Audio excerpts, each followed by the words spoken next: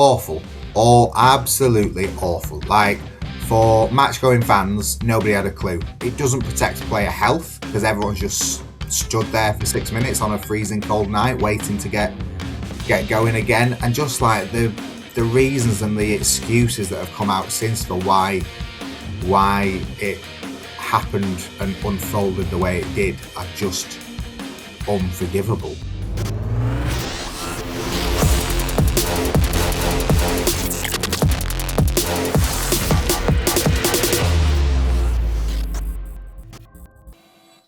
And just before we get started, a word from our sponsors, NordVPN. To get the best discount off your NordVPN plan, go to nordvpn.com/Talking City. Our link will also give you 4 extra months on the 2-year plan. There's no risk with Nord's 30-day money-back guarantee, and the link is in the podcast episode description box.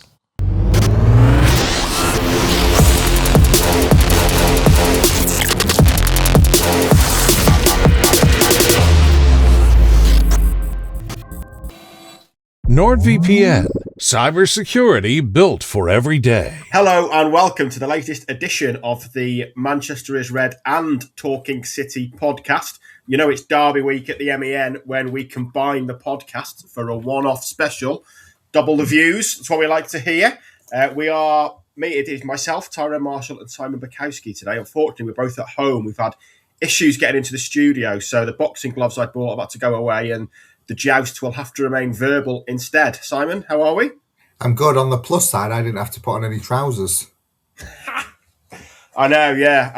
I'm glad you've sat down, though. It was a bit disconcerting, to be honest, when you were stood up to do the podcast. Is that us getting cancelled already? Possibly. It was a late night for you at Newcastle, wasn't it? Especially with all that added time. Touch. Yes, yeah, loads of added time. Yeah, time. VAR, mate, isn't it? But yeah, it's been it's felt like it's been a very busy start to 2026 for City because they've played 5 games by the 13th. And yet it's been quite busy at Manchester United as well. A new manager in place. Yeah. I mean, the games are a bit of a sideshow, really, at United. We don't need the games. The games kind of get in the way so far in 2026. It's fair to say. Yeah. An incredible couple of weeks. Even for Manchester United and what we have come to expect with the modern day soap opera that is Manchester United, the last 2 weeks have been off the charts, really, as to how quickly things have happened. That weekend when Amorim left was spectacular in the speed and the haste of developments. And yeah, here we are with Michael Carrick watching all that happen from a beach in Barbados, and now suddenly finds himself taking training sessions at Carrington. It's been mad. And Michael Carrick has been announced not as interim coach, not as caretaker manager, but as head coach. Is that right? Yeah, head coach until the end of the season. That was a good spot by one of our colleagues on the press release last night, that there was no interim, no caretaker alongside it. I did my research, and Ole Gunnar Solskjaer was announced as caretaker manager in December 2018 and Ralf Rangnick as interim manager in November 2021.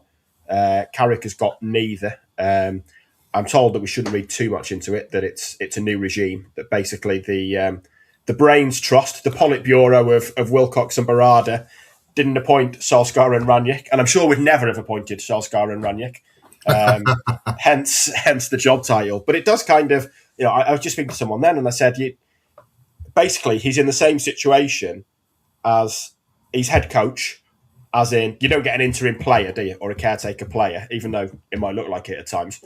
Essentially, he's head coach whose contract is up in the summer, so he's in the same position as anyone else who can earn it. And I mean, I guess results are going to dictate this, aren't they? If Michael Carrick wins 17 games out of 17, he's going to get a longer contract.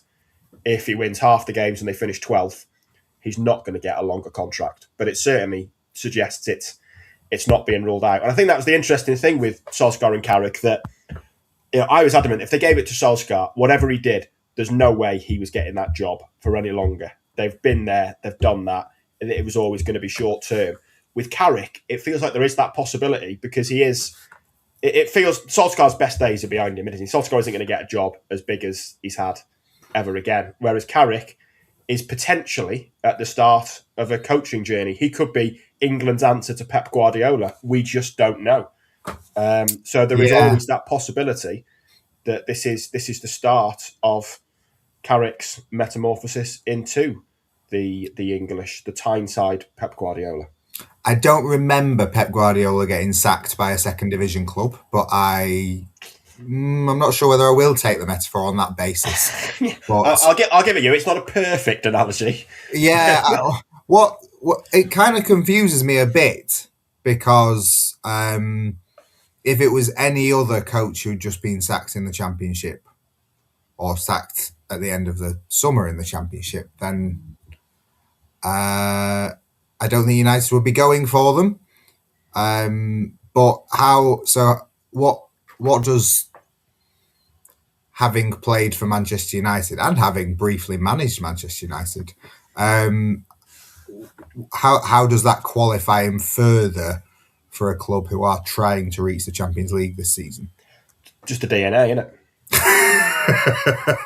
and that is what City fans will love to hear. DNA. Yeah, I know. And this is the thing that, and I've wrote this a couple of times last week, that when the shortlist comes out and it's Carrick, Solskjaer, Van Nistelrooy, and maybe Fletcher, let's face it, the rest of football fandom online are mocking it, aren't they? They are finding it hilarious. I don't think there's any doubt about that. You're right in that no other manager sacked from the second tier club last summer is getting that job. I think it didn't feel like Carrick's time at Borough was disastrous. It more felt like it had just kind of ran its course. It wasn't like a sacking in shame, was it? It felt like it feels like you've had enough, we've had enough. Yeah, but maybe we'll just try something different. Yeah, but then they've tried two things different, haven't they? They've tried Rob Edwards, who was an immediate improvement, and then they've tried Kim Hellberg, because Rob Edwards went to Wolves, who again is a big improvement. So I kind of get that things can get stale, but at the same time, feels like there are better managers currently at Middlesbrough or in the Championship than Michael Carrick has shown himself to be. Yeah, I mean that is probably fair. I certainly wouldn't be ruling Carrick out as having a good coaching career still. But there's no doubt, United have been very honest about it, that what they wanted, what Jason Wilcox wanted, was someone who knew the club. And I think they maybe kind of stung by the fact that Amorim, I think, found it bigger, found it noisier than he expected. I think Rangnick, the same. Ten Hag, the same. All three of those said things and did things that were alarming at times. They didn't speak as United managers. Rangnick and Amorim basically went around setting fire to things in press conferences. Ten Hag went round talking as if he was managing a mid-table club. I think for varying reasons, they maybe all found the size of the club and kind of the industrial complex that comes with it a bit overwhelming. Whereas at least Carrick, Van Nistelrooy and Solskjaer are kind of used to it, aren't they? They're used to Gary Neville sounding off. They're used to Nicky Butt and Paul Scholes saying Roy Keane should get the job. They're used to Roy Keane saying Eddie Howe should get the job. It's kind of like it's water off a duck's back. And I think it's probably the case that those personalities will go a little bit easier on them because their mate's in charge. And that's obviously not why you should give someone the job, but it probably helps. And the fact is, they've got, I was doing the sums before, they've got 17 games left. 66 points has been enough to get fifth 3 times in the last 5 years. It'll be enough this year because the points tally is slightly lower at this stage. But that's still 11 wins and a draw from 17 games, 10 wins and 4 draws. 11 wins is a big ask. And if you write off, which I don't think they will, but if you say they lose to City and Arsenal, suddenly it's 11 wins from 15 games. They can't really afford to appoint someone who's going to take a month to work out the club. So, maybe it makes sense, but it's definitely a risk, isn't it? Because, like you say, if it wasn't Michael Carrick, ex-Manchester United player, ex-Manchester United caretaker head coach, who's, albeit 3 games, whose spell as a caretaker then was pretty good, he wouldn't have got this job.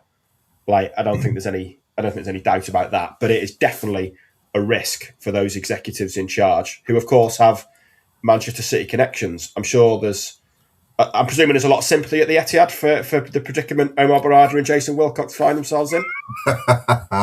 I'm not sure sympathy is the right word. I think there will be some, because these were trusted colleagues who did a lot of good work at City over a number of years. But at the same time, kind of the view at City on both departures, really. Wilcox didn't go straight to United; he went to Southampton. But was that, thank you for your work, but we will replace you, and they have very successfully. And I don't think they are necessarily missed, and they are also doing much bigger jobs at Manchester United than they were ever doing at Manchester City, and doing jobs that, I'm not sure the jobs they did at City qualified them for the jobs they're doing at United. So we will see how that goes. I've spoken to a few City fans recently, and I feel like they would have been more worried about this. There's always like a typical City, we're far better than United, so we're going to lose the derby. But I think a few of them would have been more worried if Ole Gunnar Solskjaer had been given the job, just for this one particular match, because Ole had Pep's number at times, and also he's more of a vibesman, isn't he? So I think City will be more confident going into this game with Michael Carrick in charge than they would have been if Solskjaer was in charge. But what can City expect from United this week? Will there be a dramatic shift in the team from the sort of limp displays under Darren Fletcher? Will there be like 2 at the back, 8 at the back? There won't be 3 at the back. It'd be fair to say. But yeah, I mean, they're obviously going to be helped by the fact that Ahmad and Brian Mbeumo are back, probably their 2 best attackers this season. But it's hard to know. I'm kind of with you that I think maybe they'd have stood a better chance with Solskjaer. And, I wasn't dead against the idea of Solskjaer getting it. I mean, one of the reasons they've gone with Carrick is that he is more of a hands-on coach than Solskjaer. When Solskjaer was at United for those 3 years, he was a manager surveying it from his office window. I think he has coached elsewhere, but when he was at United, this structure now was non-existent. And whatever you think of this structure now, at least there is a structure. Like, there wasn't really then. It was Solskjaer, and then it was Solskjaer and Mike Phelan, and then Ed Woodward. And it felt like Solskjaer and Phelan were kind of self-appointed manager/director of football, which was probably not a good combo. But it felt like Solskjaer was more the organiser and the motivator, and Carrick and Kieran McKenna were doing a lot of the hands-on coaching. And obviously United have now got a system where they're looking for a head coach, so Carrick fits better. But the one thing I would say is, with 17 games to go, I mean, how much coaching is there to be done? Yes, they're going to have a lot of time on the training ground, but it doesn't really feel like a time to be introducing, complicated pressing structures or patterns of play. There's an argument that what you do need is just a bit of a vibesman who's going to play a simple 4-3-3, 4-2-3-1, tell all the players they're amazing, and pick up a lot of momentum. And maybe Carrick can do that. I mean, the one thing with Carrick was his start at Middlesbrough mid-season was amazing.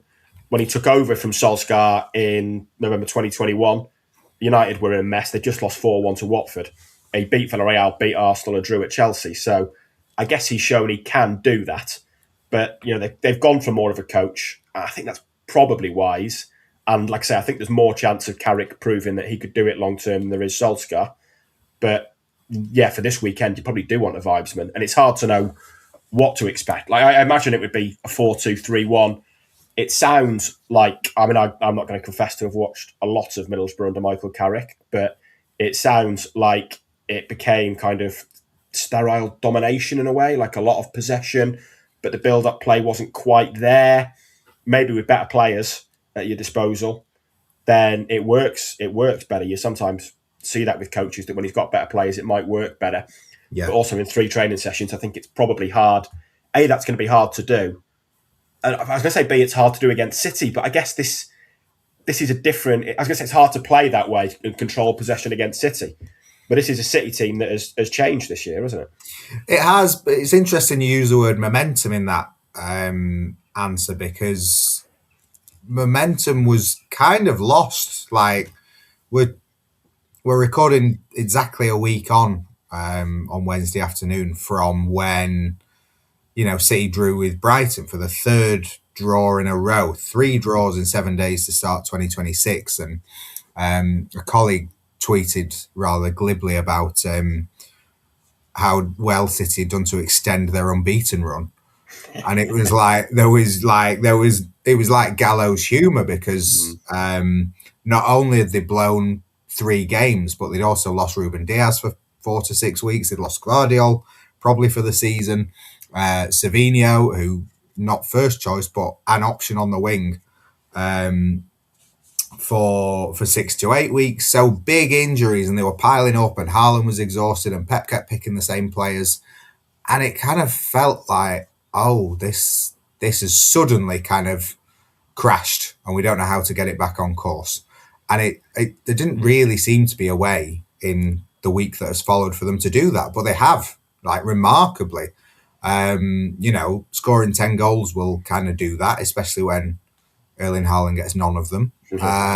And the win at Newcastle must be one of the most impressive wins since I can't remember. Like, really, really good. Newcastle obviously had defensive injury problems of their own, but like, if you'd said to City any time recently they'd go to St James's Park, where they lost 2 months ago, and they would have a centre-back pairing of Max Allain and Abdelkader Kusanov, and Nico O'Reilly would play 6 for the first time since 2024, and they'd win 2-0, you'd be laughed out the room. And yet they did it, and it was convincing, and they're suddenly heading into this derby where the stakes are really high because they've dropped points in the last 3 league games, but like, with the confidence that they can go anywhere and beat anybody in their own patch. Like, they've beaten Real at the Bernabeu, which was another huge result,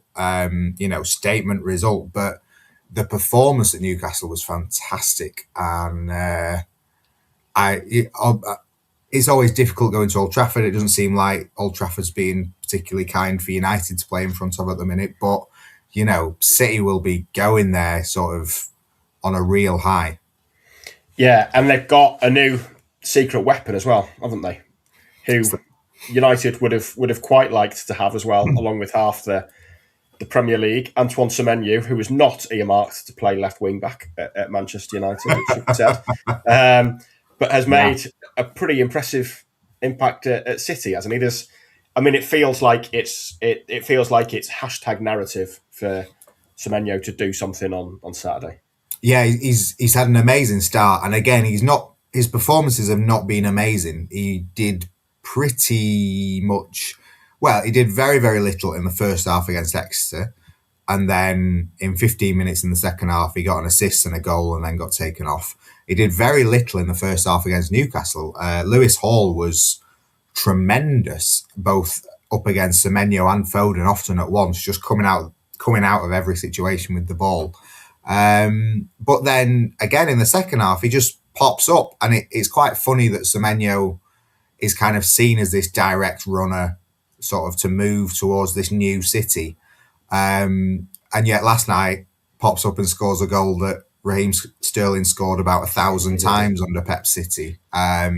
So in these 3 games where they've dropped points, they needed someone to put the ball in the net, and he's done that, and he's doing that, and to do that already is pretty good going. And yeah, I can see him having his say in the derby. Whether he starts or not, I'm not sure, but he has given them the boost that they needed, really, and especially because there was all the sort of fake furore around the cup tie element of him playing against Newcastle. He has really helped transform the state of everything going into this game, and City think it will be a coup and good money to get him when there were other people interested, including United, but also Liverpool as well. And if he can start having an immediate impact with United, and then they've got Liverpool in a few weeks and Tottenham as well, they will feel like it has lifted their season. Bring your digital life to a whole new level with NordVPN. Choose the fastest VPN on the planet and explore the internet without interruption.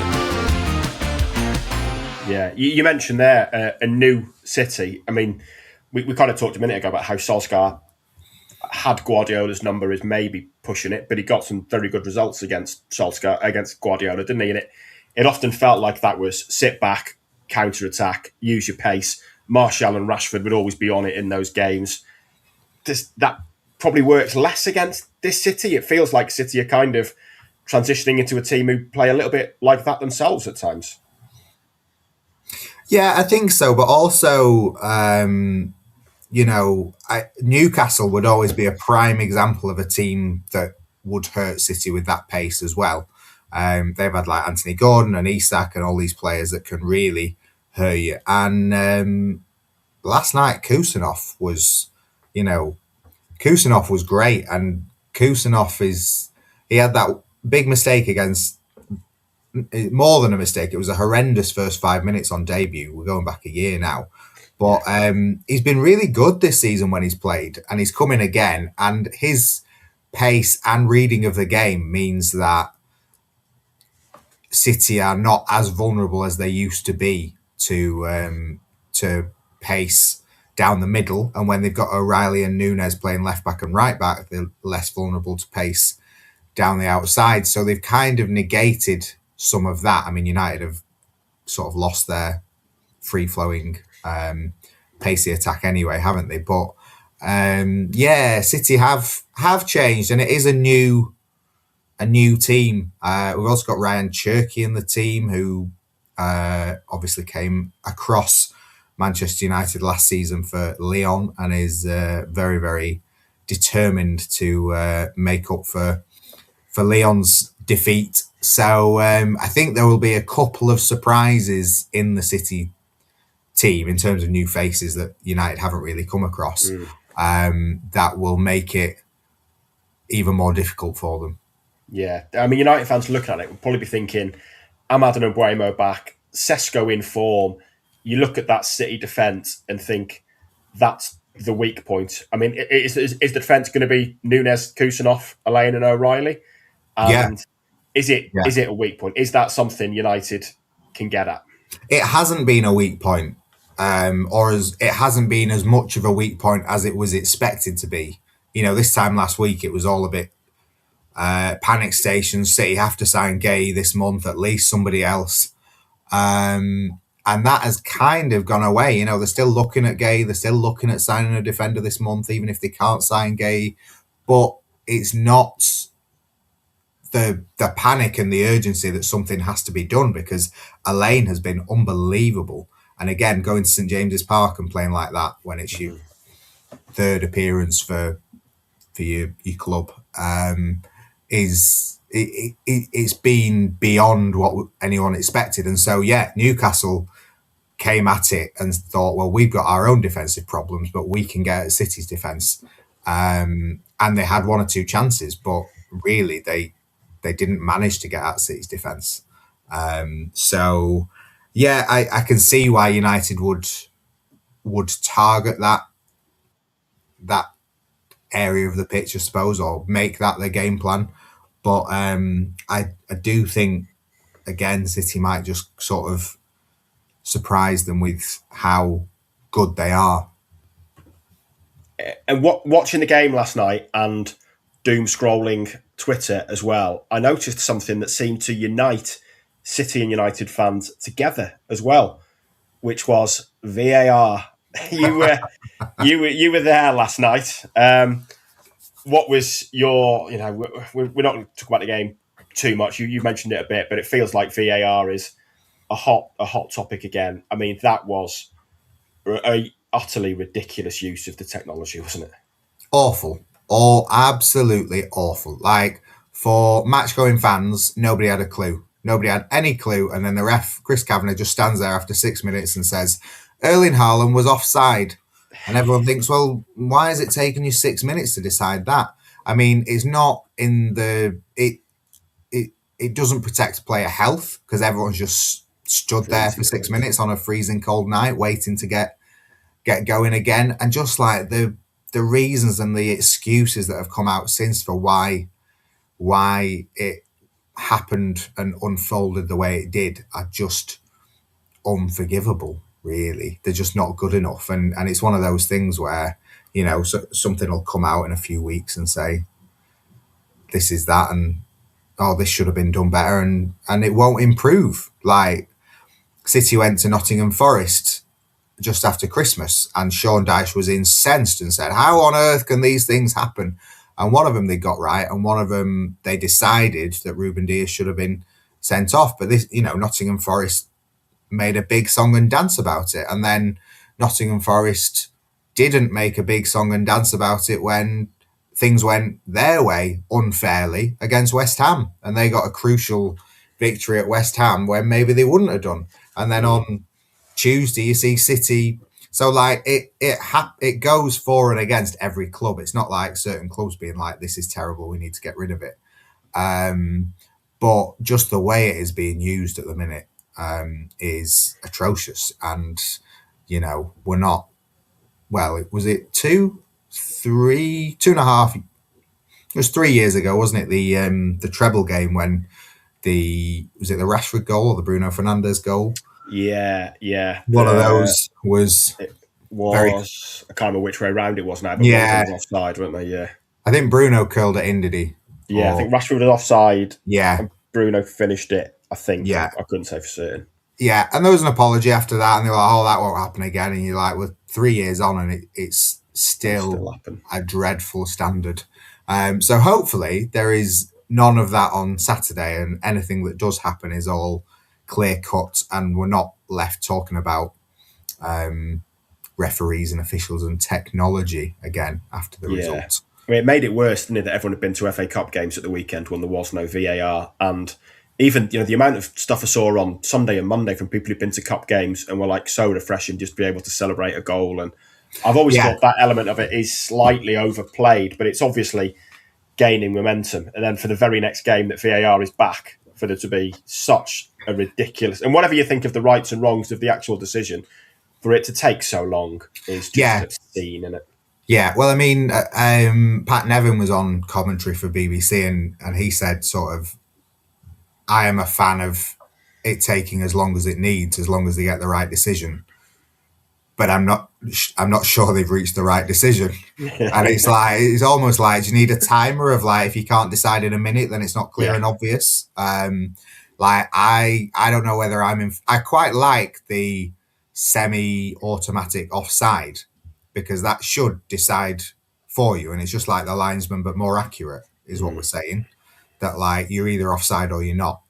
Because that also, I feel like linesmen and referees have kind of given up a bit and are like, I don't need to do my job properly because the tech will do it. Like, how often do you see linesmen not put the flags up for things and refs not give penalties because they're waiting to be told whether it is a penalty or not? Like, I don't know whether to just say, let's just have technology involved and not have humans, because the humans that have been involved have proven to be quite bad at it. And I don't think it's just their particular set of skills that is letting them down. So it's a big fat mess, and it's to the detriment of everyone inside the stadium and everyone watching it at home, really. Yeah, I think for whatever reason, we're producing a pretty poor standard of officials at the moment. And I'm not sure I'm a fan of VAR, but at the same time, I think if we got rid of it within 6 months, everyone would be like, these referees are awful. We need technology. And it's arguable that it's maybe not the technology that's the problem, but it is actually the people looking at the technology that's the problem. And maybe they need better training, or like you say, we need a limit on it. And timed out goal stands or something like that. But let's hope for no 6-minute delays at the weekend. And finally, then, United have dominated the build up to this game, haven't they? For pretty obvious reasons. It is a big game for both teams, but it feels like United can lose it and still just about achieve what they want this season. For City, given what's happened recently, it feels massive. It feels like City are going to be desperate for the points, especially because United over the next week are going to have potentially a pretty big say in this title race, aren't they? Yeah, it kind of feels like United are sort of floating in another universe. Like nothing they do between now and the end of the season will matter, which is a pretty unfortunate place to be. There's not much room for to get too excited or anything else. They just seem to have said, yeah, well, we're going to have someone with DNA for the rest of the season and then we'll see what happens. And so, yeah, it's all on City, really. And again, they were pretty down after drawing at Brighton, with Brighton, and Arsenal had the opportunity to go 8 points clear the next night, and they didn't. It was only 6 points. So City, with the early kickoff, can go to within 3 points of Arsenal and see if that puts any pressure on at the top of the league table. Whereas the goodwill of the last week will be eroded if they drop points again, and it will feel like, yeah, it probably is Arsenal's title to lose. But, I guess for Michael Carrick, it's a bit of he's got 2 free hits first up. Yeah. Like no one's expecting them to get anything from City or Arsenal, so he can if he can get any kind of result against either of them, then that only kind of helps his cause going forward. Yeah, it does. The one area of concern would be if they lose these 2 games, which is obviously entirely plausible. I think there's a pretty good chance they'll be in the bottom half and there'll be 15 games to go. And yes, the league table is tight enough for that to be recoverable. They've then got home games against Fulham and Tottenham and away game against West Ham. But at that stage, it would be one win in 9, maybe, something like that. Yeah. It does feel like it kind of needs the boost of a big win, and beating City at home is clearly far easier than beating Arsenal away, isn't it? So you're right. I think it is an element of a free hit, but it is the kind of result that, like you say, if that feeling that you mentioned of United kind of existing in a vacuum will get worse if they lose these 2 games, because it will feel then like the top 5 is a long way away. Whereas if they win against City, it will feel like it is very much within reach again. And I guess it's also about the fans. If Carrick can beat City in front of the Stretford end and everyone else, like that's tens of thousands of people who are saying, I wouldn't mind him for the job. Well, it's a mood changer, isn't it? Like for the rest of the season, it's a massive mood changer. Because I think even with that result, you can go to Arsenal, lose as long as you don't embarrass yourselves, and the goodwill, the good mood, the good vibes would still be there. Yeah. Whereas obviously if they lose both, there's none of that. So it probably feels like a bigger game for City, but there's probably just as much ride on it for both. And I guess what City need to do, watching that Arsenal-Liverpool game last week was just a reminder of that feeling that I think everyone has, that if City stay close to Arsenal, they're just not going to get over the line. That felt like such a chance for Arsenal just to go, this is dead. We're going to go out, we're going to beat a mediocre Liverpool team, we're going to beat them 3-0, and everyone's going to go, there's the champions. And it didn't happen.